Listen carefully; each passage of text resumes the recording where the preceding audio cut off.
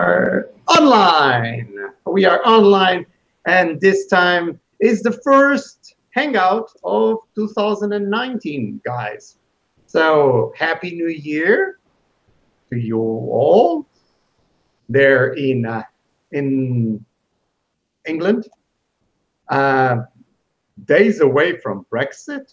I have heard that, Peter. That's why Peter is only with the picture because conditions are getting hard in England. So Peter is only. It's like we were talking a moment before. It's like this kind of war correspondence. So he is in this area that is Brexit or not Brexit. So it's confusing. So that's why broadband is difficult and things like this and communications. So that's why we have this very nice picture of Peter, but we can hear his voice like a phone call. You remember how it was, phone calls many years ago? So, and we have Sophie directly from Sweden, land of the famous cook of the Muppet Show. One of the most famous personalities in Sweden, I believe. Is there any statue of the Swedish cook in Sweden? No. No? Why? He's only on YouTube. Okay, well, at the beginning he was not on YouTube, so he actually migrated. He's a migrant. Okay, so today's topic is 9 ways of surviving a machine takeover. This is like a kind of post-apocalyptic set, like it was like in Terminator. Okay, so we see the machines and the humans are like crawling under the garbage or something like that, and we have some advices to survive. So I will start this time for, let's say, technical reasons. I will start.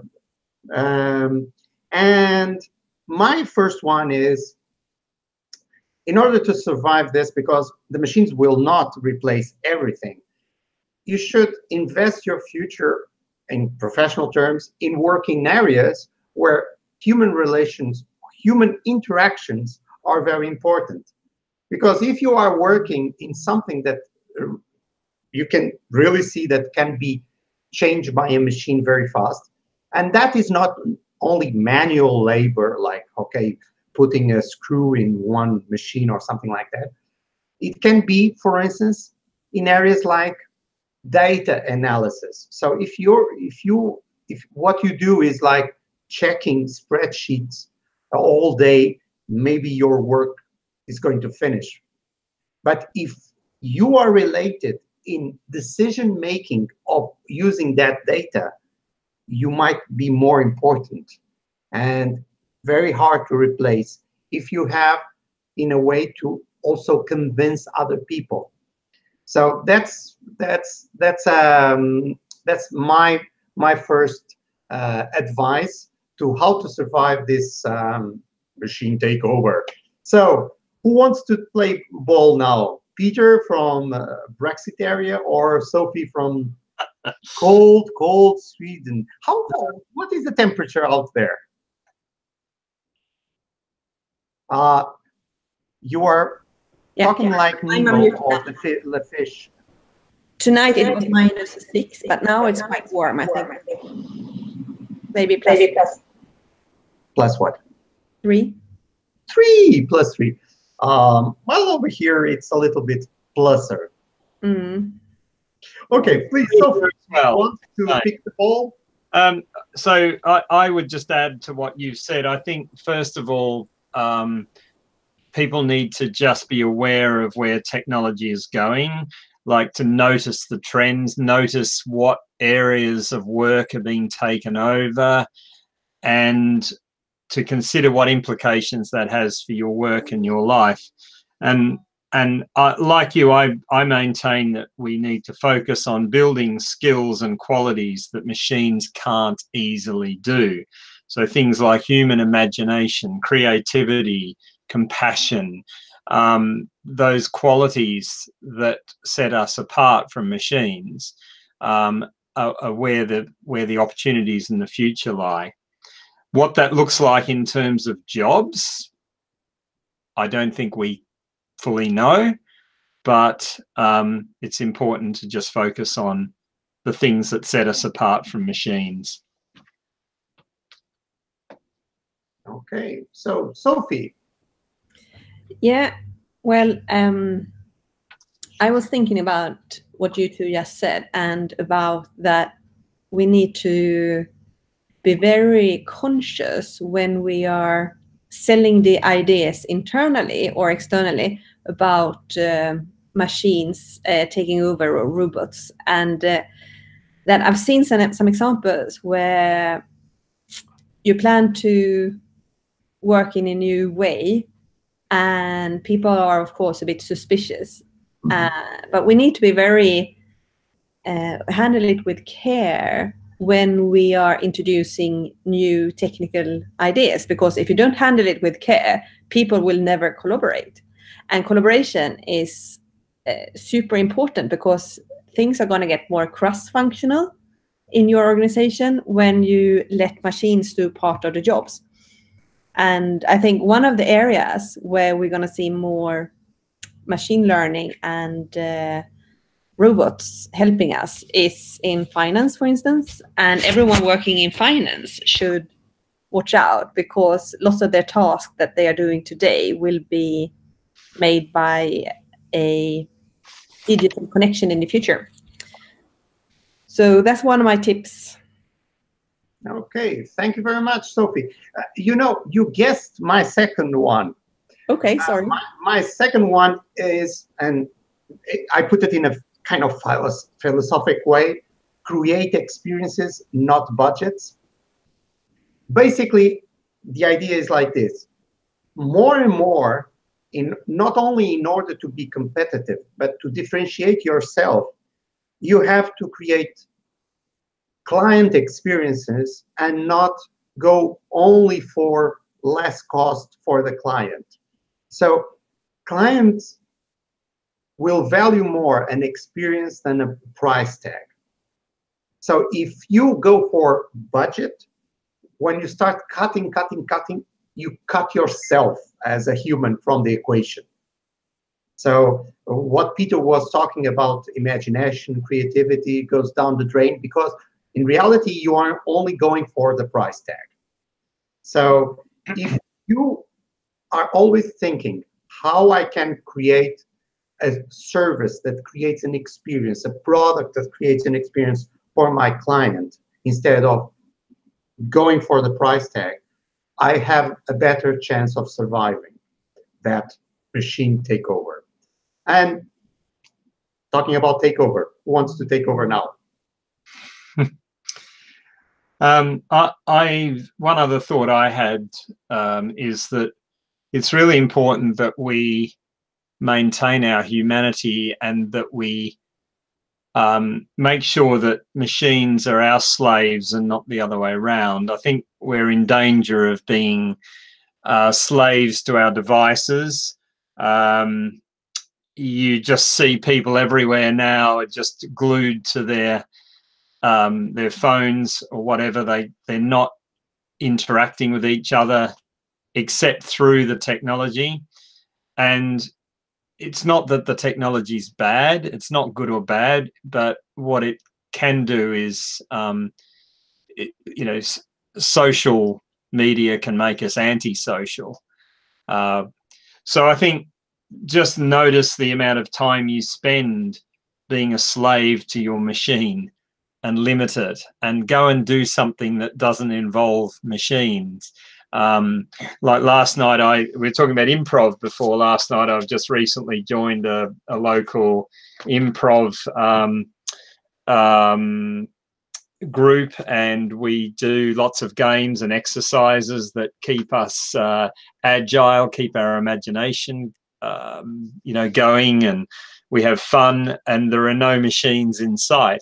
Tonight I'm doing a writing course where we just sit and with paper and pen, and we write, and we just write you know, creatively, and there are no machines inside, and I'm excited by that.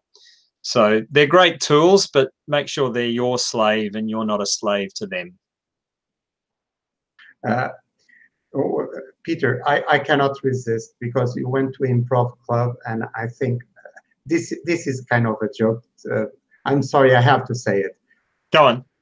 You know what is the biggest improv club in the UK at this moment? Go on. British government. Yes, absolutely. Except they're not very good at it. I mean, they're not very entertaining. Well, I suppose it is entertaining. Oh, okay. I had to do it. I had to do it. Yeah, well. Okay. So all right, we got plenty of time. There's still a few weeks left.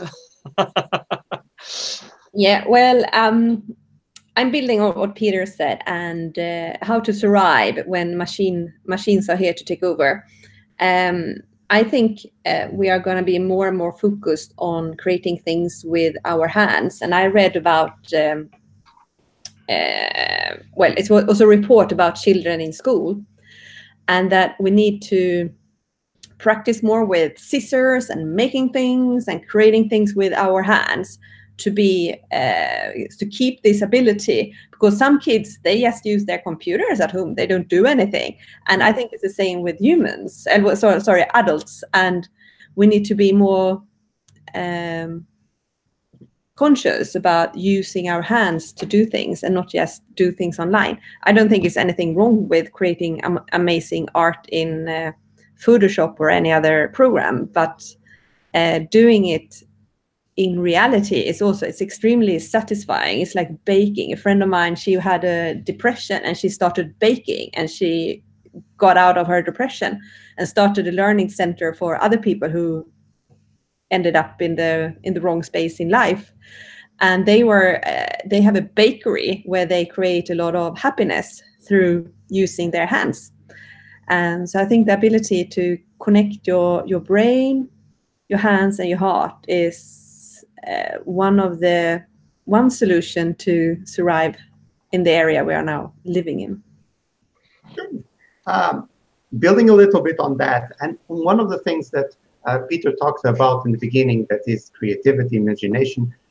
In my belief, when you expose yourself to new experiences, sometimes some radical ones like skydiving or something like that, you might know the side effect of that is that you have more out of the box thinking. So the more you expose to different experiences, and for instance, traveling, and by the way, I don't mean traveling like many people do nowadays, that they enter a plane, they enter a transfer, they go to a resort, they spend a week under the sun, they go for a couple of guided tours with going to some spots, back to the resort, back to the transfer, back to the plane. And basically for me, that's not exposing yourself to different experiences. When you, let's say, enter the place and you really interact with the natives over there, with the culture, and you also challenge yourself in eating different things, in doing different things, that creates in your mind an out-of-the-box thinking. So you turn to be much more flexible in your life, and you see the world in a different way. Another side effect, you might start not to understand people that don't do this kind of challenge because they are too narrow in their views. That was my third. So who wants to take over from now? So I'll build on that as well, because I think while the technology has advanced incredibly, I think we still underestimate what human beings are capable of. And building on what you just said, my youngest son is studying French and Spanish, and he wants to do a degree in languages, and we talked about the fact that translation software is becoming better and better, but there are still so many different cultural subtleties and differences that human beings are far better at understanding than machines. And so he's going to expose himself to the cultures by spending time in Spain and spending time in France to better understand the language and the culture and all of that. So I totally agree with what you've just said. I think as human beings, we have to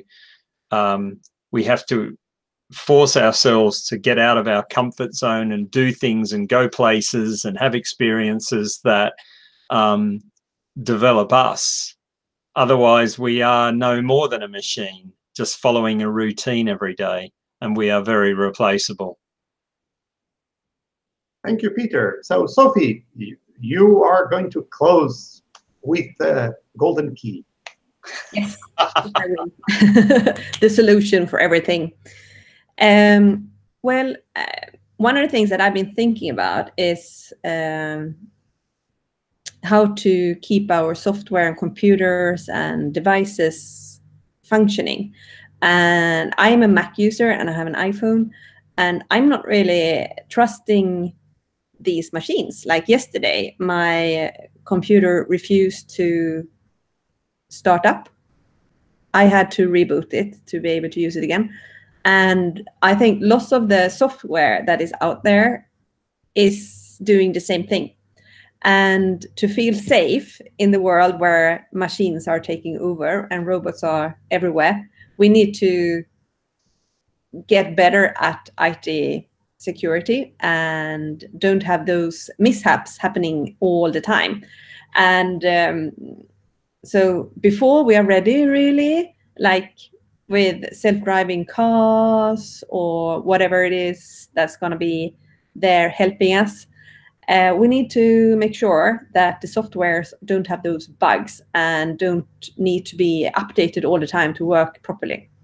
So my final warning.